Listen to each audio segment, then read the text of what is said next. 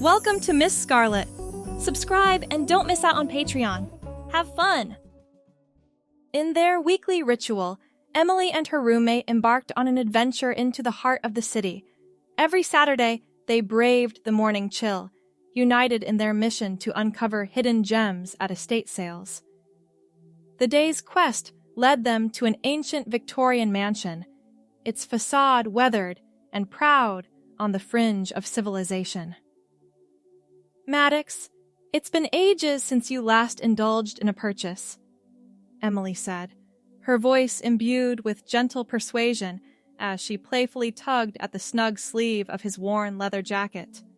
"Our expeditions are meant to culminate in mutual discovery and delight." Relenting, Maddox yielded to her entreaty with a tired sigh, raking his fingers through his sun-kissed strands, a gesture that exposed his ambivalence. "I'll look around."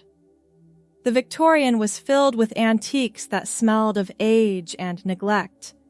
Maddox wandered through the crowded rooms, past other early morning bargain hunters, until something caught his eye in the corner of what had once been a master bedroom. It was a full-length mirror with an ornate wooden frame, carved with intricate vines and flowers that seemed almost too detailed, too alive. A small card propped against it read, "Venetian, circa 1850. The price was surprisingly reasonable. "Found something?" Emily appeared behind him, already clutching several small trinkets. "Maybe." Maddox approached the mirror, studying his reflection. His 6-foot frame, dressed in a simple gray t-shirt and blue jeans, looked somewhat out of place among the Victorian splendor. "What do you think?" Emily tilted her head. "It's gorgeous. The frame alone is worth the asking price." An elderly woman materialized beside them. "That mirror has been in the family for generations," she said, her voice like rustling paper. "My aunt always said it was special. Shows you your true self or something like that." She chuckled. "Family superstitions." Something about her words sent a strange tingle down Maddox's spine, but he dismissed it. "I'll take it." 2 hours and a considerable amount of maneuvering later, the mirror stood against the wall in Maddox's bedroom. It was taller than him by several inches, the ornate frame oddly luminous, even in the dim light of his bedroom. "It's perfect," Emily declared from the doorway. "Really ties the room together."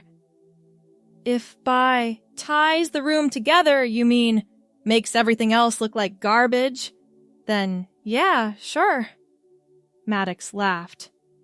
"Speaking of which," Emily said, checking her watch, "I've got to get ready. Dinner with my sister tonight." After Emily left, Maddox found himself alone in the apartment. He sat on his bed, staring at the mirror. There was something about it that kept drawing his gaze, as if the glass wasn't merely reflecting, but watching. He shook his head. "Getting weird over an old mirror," he muttered to himself. On impulse, he went to Emily's room. They had been roommates for 2 years, comfortable enough with each other that borrowing things wasn't an issue. Still, he had never gone through her clothes before. He wasn't sure why he was doing it now. His hand landed on a silky red dress that Emily had worn to a holiday party last year. It was simple, but elegant, with a modest neckline and a hemline that would hit just above the knee on her, though on him it would be substantially shorter. "This is ridiculous," he said to the empty room, yet he found himself taking the dress back to his bedroom. Standing in front of the mirror, dress in hand, Maddox felt a strange compulsion. Before he could talk himself out of it, he pulled his t-shirt over his head and stepped out of his jeans.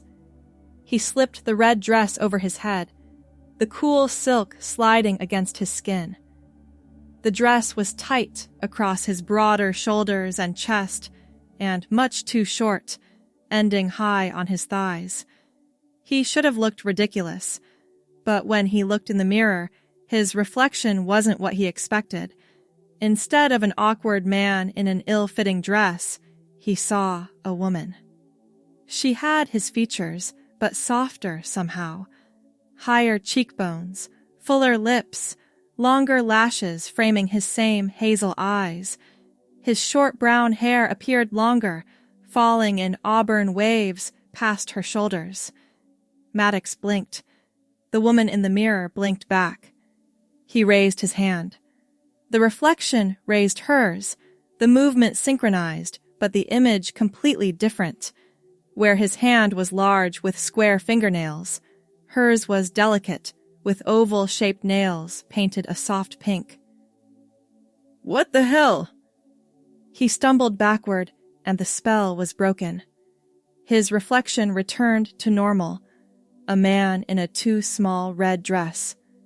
Heart pounding, he yanked the dress off and pulled his own clothes back on. He covered the mirror with a sheet before collapsing onto his bed, his mind racing. It had to be a trick of the light, or maybe he was more tired than he thought. There was no way the mirror had actually shown him as a woman, but sleep evaded him that night, his thoughts continually returning to the image he'd seen. The woman in the mirror hadn't felt like a stranger. She had felt like him, a version of him he'd never considered could exist. The next morning, Maddox convinced himself he'd imagined the whole thing. He removed the sheet from the mirror, half expecting something strange to happen, but his reflection was normal, disheveled from a restless night, but decidedly male. He avoided the mirror for the rest of the day, but found his thoughts drifting back to it repeatedly. That evening, after Emily mentioned she was going out with friends, Maddox felt that same inexplicable compulsion. This time, he went straight to Emily's closet and selected a flowing blue skirt and a white blouse. He changed in his room, standing before the mirror once again. The transformation was immediate. As soon as the clothes were on, his reflection shifted. The woman appeared again, auburn hair gleaming in the lamplight, the clothes fitting her perfectly, though they hung awkwardly on his actual body. "This isn't possible," he whispered. The woman's lips moved with his words. He reached out, touching the cool surface of the glass. There was no sensation of passing through, no magical portal, just solid mirror. But the image remained. Compelled by curiosity, he turned in a slow circle. The skirt flared around his legs, and in the mirror, it flared around hers, settling gracefully. For hours, he experimented with different poses, moved closer and further from the mirror, even took a photo with his phone, which showed only his male self in Emily's clothes, not the woman he saw in the reflection. When he finally removed the feminine clothes, the reflection returned to normal, but something had changed. He had seen another version of himself, and it was impossible to unsee it. Over the next few days, Maddox found himself drawn to the mirror each night after Emily went to bed. He borrowed more of her clothes, a black dress, a pink sweater and jeans, even undergarments that he would have been mortified to be caught wearing. Each time, the woman in the mirror appeared, more vivid and detailed than before. He began to notice subtle changes in his appearance.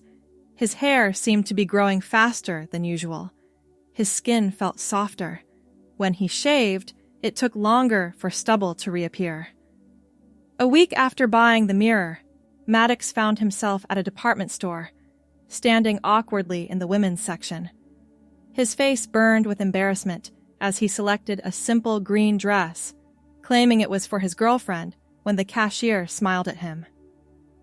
That night, he tried on his purchase.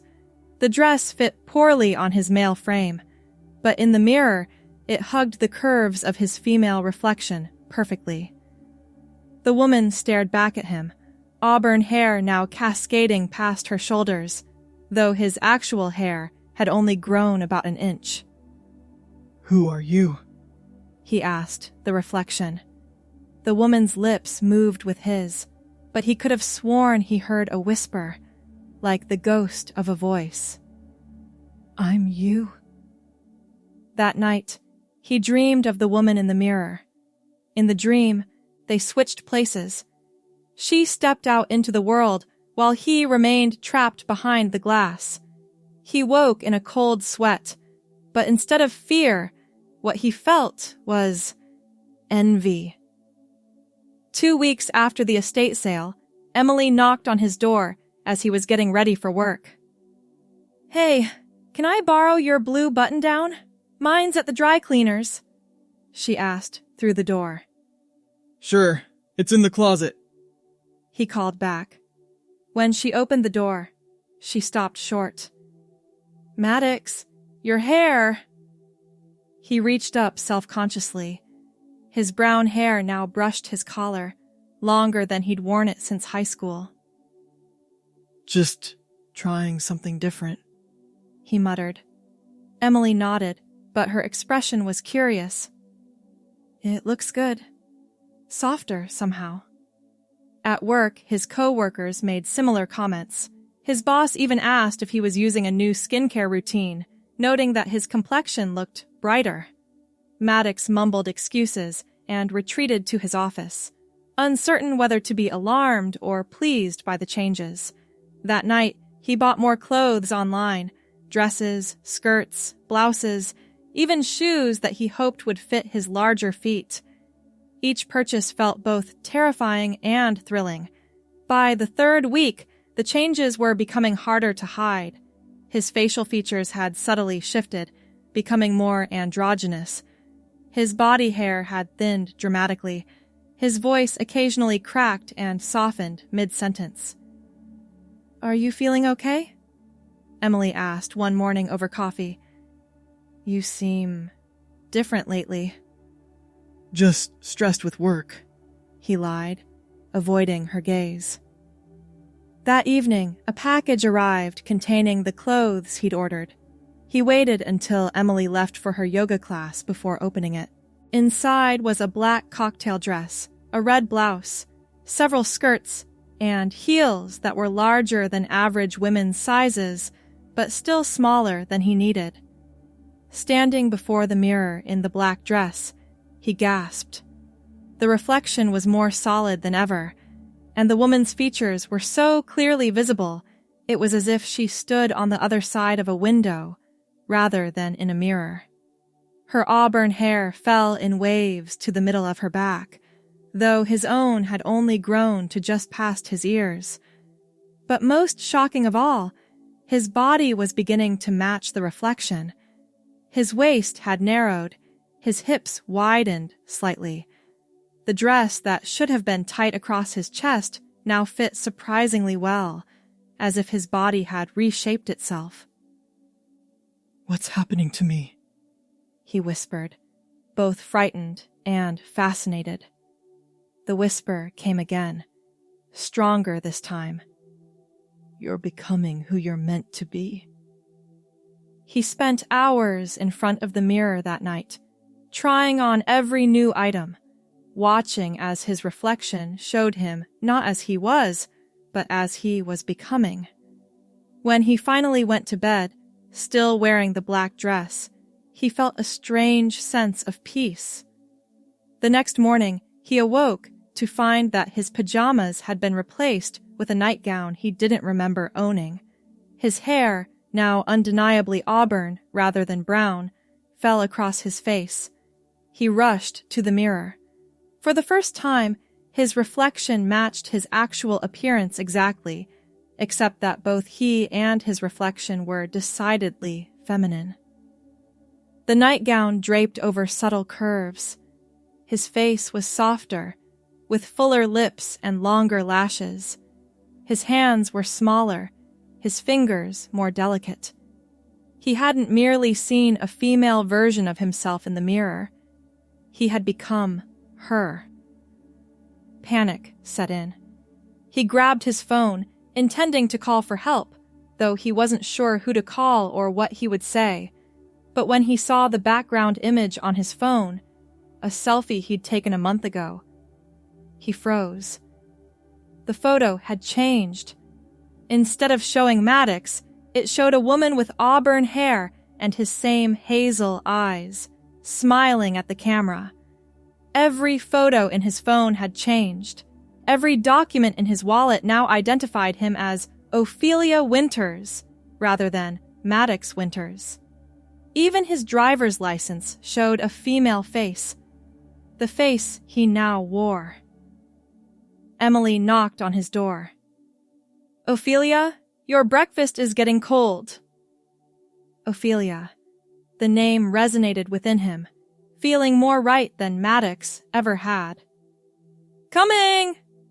he called back, then stopped at the sound of his voice. Higher, melodious, unmistakably feminine. When he opened the door, Emily showed no surprise at his transformed appearance. She simply handed him a cup of coffee. "Late night? You look tired." Emily, he began cautiously. "Do I look different to you?" She furrowed her brow. "Your hair's a mess, if that's what you mean." "Bad hair day?" She didn't see any change. To her, he had always been Ophelia. He spent the day in a daze, discovering that his entire life had been rewritten.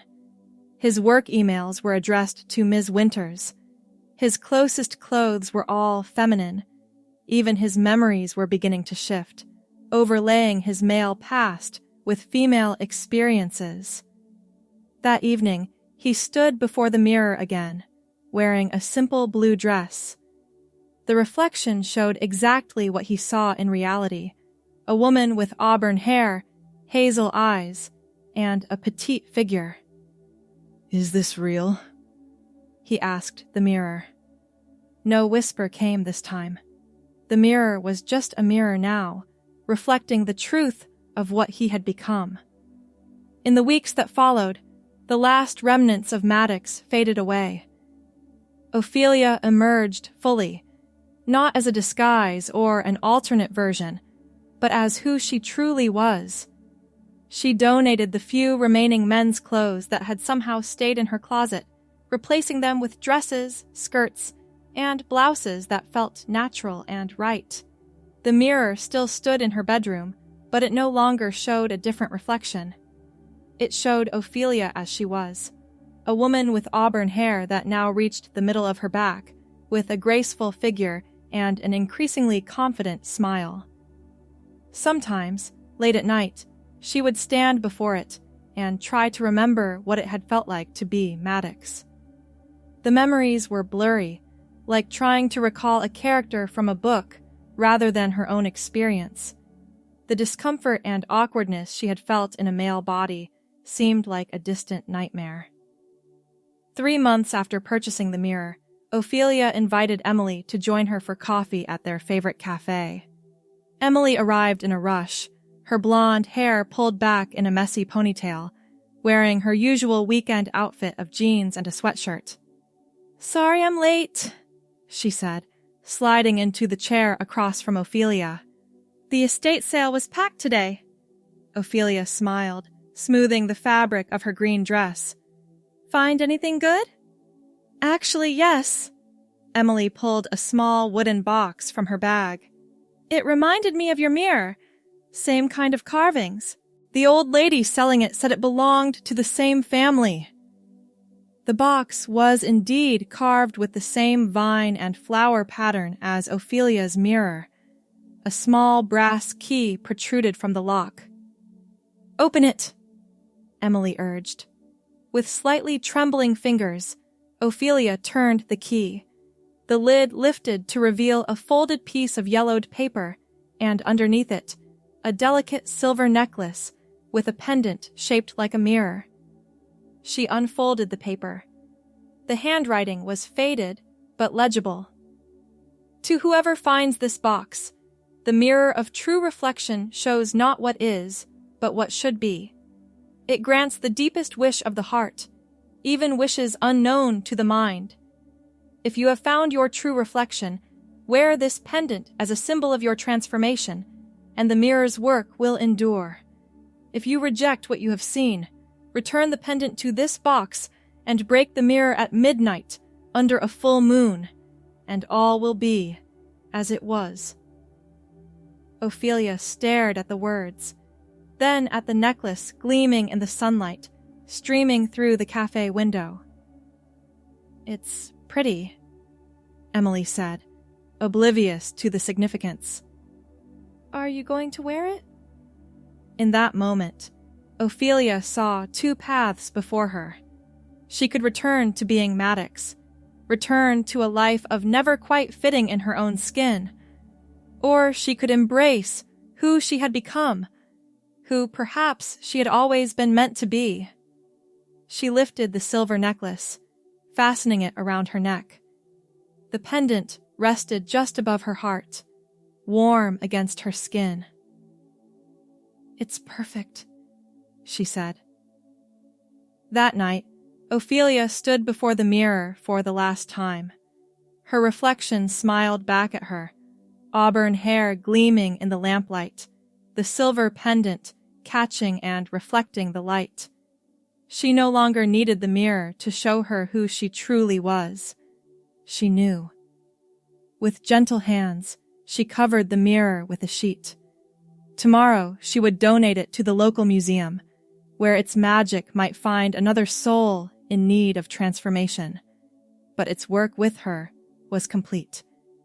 As she turned away, she could have sworn she heard a faint whisper, "Be happy, Ophelia." And she was. 6 months later, Ophelia's life had settled into a comfortable rhythm. Her job as a graphic designer allowed her to work from home most days, which had eased the transition. Those who had known Maddox now knew only Ophelia, their memories reshaped by the mirror's magic, just as hers had been. She had started dating again, cautiously at first, but with growing confidence. Her current boyfriend, Daniel, knew nothing of her past life, seeing only the woman she had become. On a crisp October morning, Ophelia stood in front of her closet, selecting a purple dress for a brunch date with Daniel. As she dressed, she caught sight of herself in her bedroom mirror, an ordinary mirror that showed only what was there, nothing more, nothing less. The silver pendant still hung around her neck, a reminder of her journey. Sometimes she wondered if there were others like her, walking around with similar pendants, lives transformed by the mirror of true reflection. Her phone buzzed with a text from Daniel. "Can't wait to see you. You make every day brighter."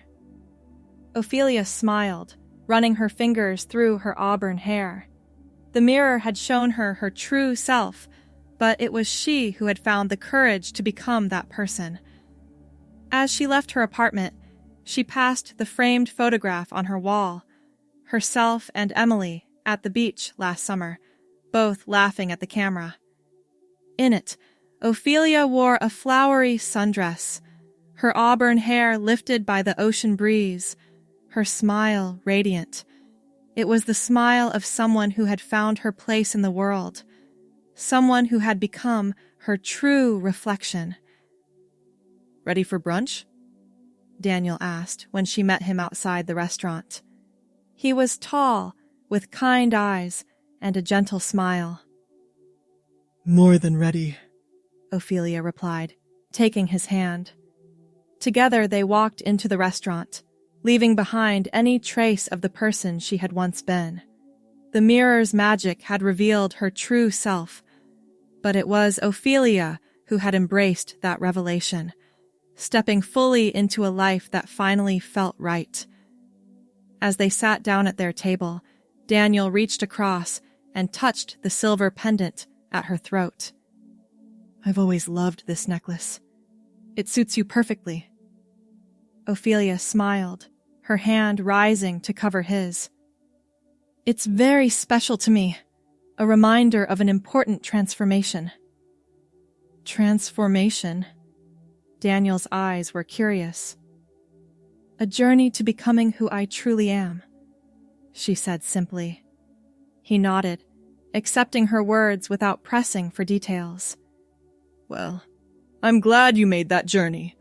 I can't imagine my life without you in it. In that moment, Ophelia felt a wave of gratitude for the mysterious mirror and its magic. Whatever force had allowed her to see and become her true self had given her not just a new identity, but a genuine chance at happiness. Later that evening, as she and Daniel walked through the park, she caught a glimpse of their reflection in a pond. A woman with flowing auburn hair and a tall man with kind eyes, their hands intertwined. It was a simple reflection, showing exactly what was there, and for Ophelia, that was more than enough. The antique mirror now hung in the city museum, its ornate frame drawing admiring glances from visitors. Its card read simply, Venetian, circa 1850, donated by O. Winters. Sometimes Ophelia visited it, standing at a distance, watching as others gazed into its depths. She wondered if anyone else would see what she had seen, their true self looking back at them, waiting to be brought into reality. But that was the mirror's secret to keep. Ophelia had her own life to live now, a life that finally felt authentic, a reflection that finally felt true. As winter turned to spring, Ophelia flourished in her new life. She joined a women's book club, cultivated deeper friendships, and advanced in her career.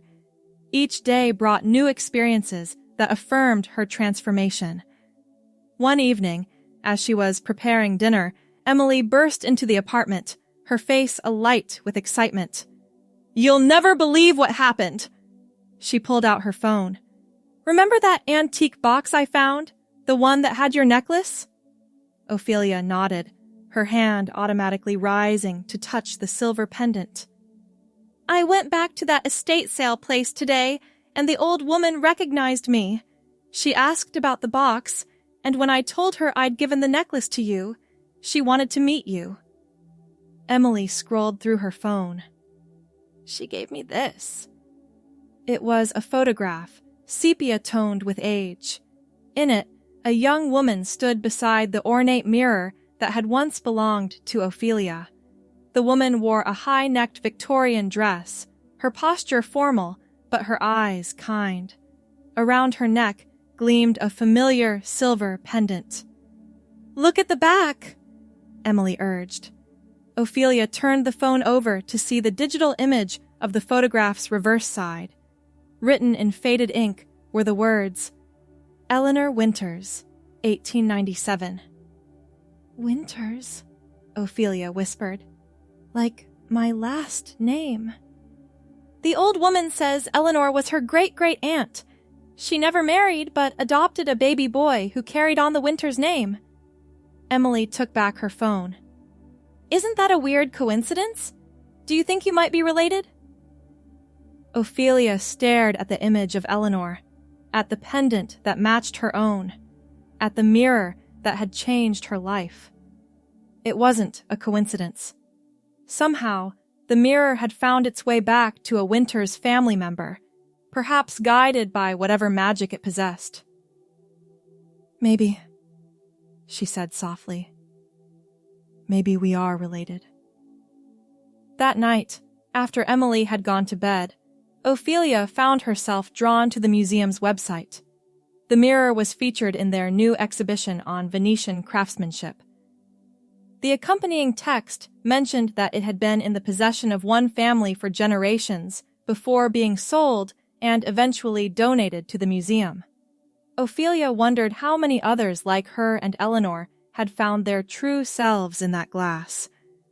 How many transformations had the mirror witnessed over its long existence? As spring turned to summer, Ophelia's life continued to evolve. She and Daniel grew closer, and she began to consider telling him about her past. Not the magical elements. Those would be impossible to explain, but the fact that she had once lived as someone else. Before she could find the right moment, however, fate intervened. During a dinner at his apartment, Daniel shocked her by dropping to one knee, presenting a small velvet box. "Ophelia Winters," he said, his voice trembling slightly. "I've never met anyone like you. You're the most authentic, genuine person I know. Will you marry me?" The ring inside the box was a simple diamond set in white gold, elegant and understated. But it wasn't the ring that brought tears to Ophelia's eyes. It was his words. Authentic. Genuine. He saw her as she truly was, even without knowing the miracle that had made her that way.